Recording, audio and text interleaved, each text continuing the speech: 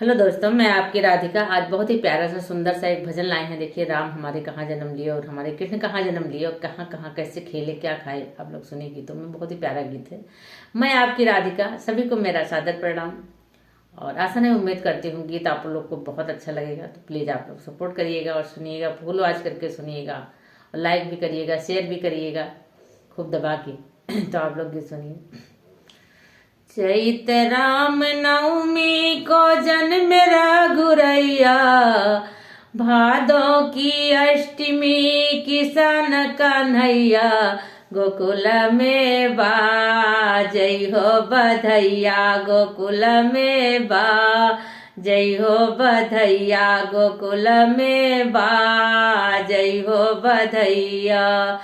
केकरही जन्मे है राम रघुरैया, केकरही जन्मे है राम रघुरैया, केकरही जन्मे है किसान कन्हैया, गोकुल में बाजै हो बधैया, गोकुल में बाजै हो बधैया।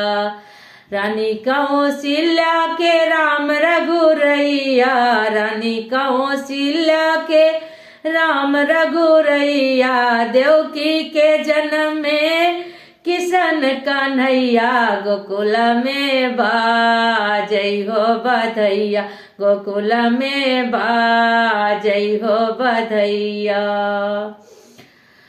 कहवा पे जन्मे राम रघुरैया, कहवा पे जन्मे राम रघुरैया, कहवा पे जन्मे किशन कन्हैया, गोकुल में बाजै हो बधैया, गोकुल में बाजै हो बधैया।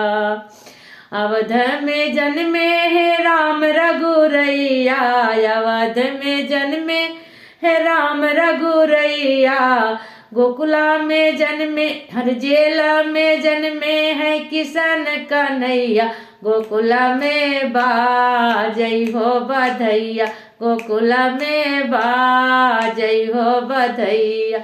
जेल में जन्मे है किशन कन्हैया, गोकुल में बाजै हो बधैया, गोकुल में बाजै हो बधैया।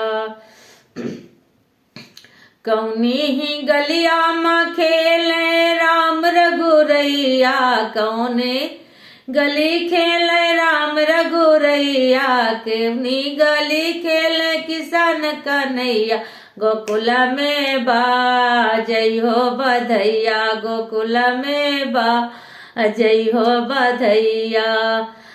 सरयू किनारे खेले राम रघुरैया, सरयू किनारे खेले राम रघुरैया, जमुना किनारे किशन कन्हैया, गोकुल में बाजै हो बधैया, गोकुल में बाजै हो बधैया।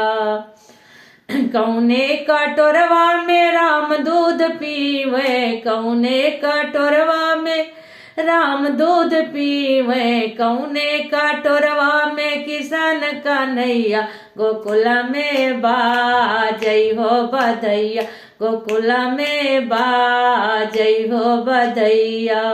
सोने के कटोरवा में राम दूध पीवे, सोने के कटोरवा में राम दूध पीवे, चांदी के कटोरवा में किशन कन्हैया, गोकुल में बाजै हो बधैया, गोकुल में बाजै हो बधैया।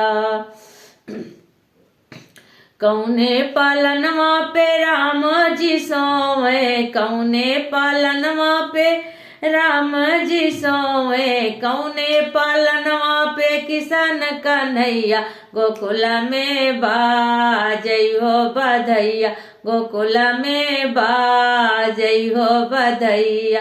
सोने के पलनवा में राम जी सोवे, सोने के पलनवा पे राम रघुरैया, चांद के पलनवा पे किशन कन्हैया, गोकुल में बाजै हो बधैया, गोकुल में बाजै हो बधैया। अगर ये गीत ढोलक पे गाया जाए तो बहुत ही अच्छा लगता है। तो आप लोग को ये गीत कैसा लगा जरूर बताइएगा।